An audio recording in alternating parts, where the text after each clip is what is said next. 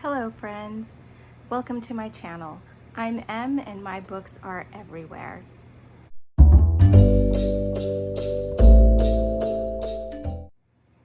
Today I'm going to be talking about book lover Amanda's Southern Charm Read-Along that she hosted in May along with some other hosts. Tales and Treats with Tay, Oceana Gotta Read 'Em All, Lindsay Lemus, My Cozy Reading Life, and For the Love of Christian Fiction, and at Read for the Sky.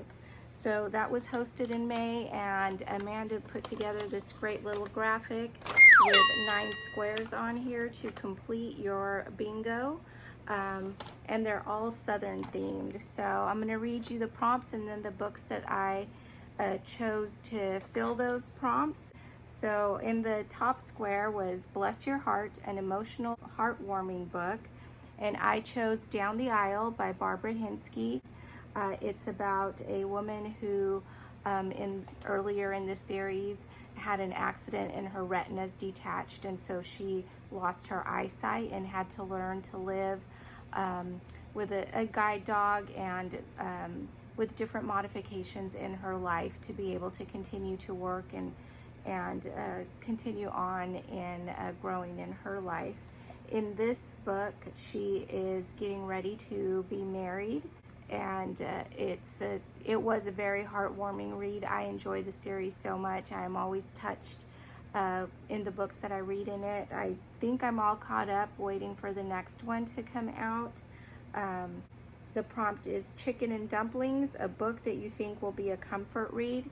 And the name of that one is From the Heart, again, Barbara Hinske, and another one of the Guiding Emily books.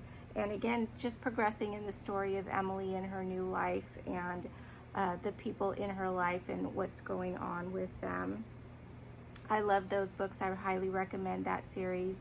It's a great romance series, character driven for sure, and inspiring. Okay, next prompt is Sweet Tea, a book with something sweet on the cover. For that, I read Molly Takes the Cake by the Taylor sisters. This is another clean read. It has some faith content in it.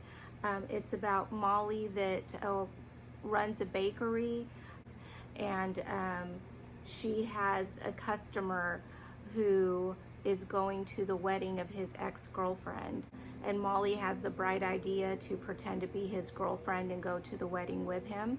So there's some fake dating trope in here that was really fun, and Molly starts to think, could there be something with him? She also has her own ex that lives across country, but they've been engaged for several years and not making any progress towards the wedding. It was a cute story. I enjoyed it. I gave it 3 stars. Next is Hot as Blue Blazes, and that's a book with a hot setting.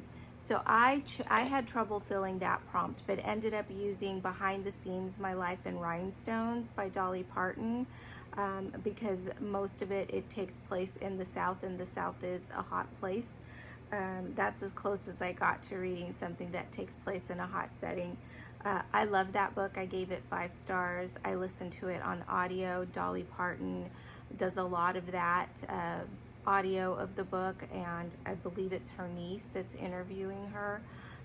Great stories, lots of information about the costumes that she's worn throughout her career, lots about her career, and lots just about her growing up and her values and how that's made her the person that she is. I really highly recommend that book if you even like anything Dolly Parton, anything country, anything costumes, anything entertainment industry. It's a great book. The next prompt is Heavens to Betsy, a mystery or thriller. I chose The ABC Murders by Agatha Christie. No surprise that I'm going to choose Agatha Christie for a mystery book prompt. I gave it 5 stars. It's another one of her great books, and that one involves serial killer type of mystery, but in a more cozy way. So if you can imagine that. So that was for Heavens to Betsy. And the next prompt is actually a free space, and that was thanks to Southern Hospitality. I did read another book, so I popped it in there, A Good Dog's Guide to Murder by Krista Davis. Krista Davis is another one of my currently writing favorite authors, and she has 3 mystery series that she's written. This is the Paws and Claws mystery series. I gave it 4 stars. It takes place in Wagtail, which is a little town. I believe it's in Pennsylvania mountains. And Holly is the main character, and she has a dog, Trixie. And Trixie can sniff out murders. And so, of course, she sniffs out a murder, and then Holly investigates along with some of the her other friends in town. Next is All the Fixings, a book with multiple genres, and I chose A Lady's Guide to Etiquette and Murder by Dianne Freeman. I gave that book 3.5 stars, and that's a cozy historical mystery. It was very fun, lighthearted, lots of humor in it. It is a series. I enjoyed it enough. I went to the next book, which I gave 4 stars to, so I recommend that book. I recommend that series if you like mysteries. Next is Hey Y'all, a book with more than one point of view. And I chose Positively Penelope by Pepper Basham, and that's the 2nd book in the Scamar series. And that follows Penelope, who has an internship to help at a theater in Scamar. So she leaves her little town in the south of the U.S. to go over to Scamar, which is kind of like Scotland, a type of island in that area of the world. And she gets involved in trying to promote the theater and get people to come back into the theater. She has lots of excellent ideas and maybe falls in love. It's a great, clean romance. It's epistolary in a lot of ways, but not for the whole book.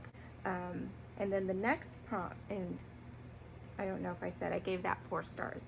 The next prompt, with the last prompt, is Howdy Partner, a book featuring friendship or family. And I chose actually the next book in the Scamar series, and that was Loyally Luke. That's the most recent book, and again, that's by Pepper Basham.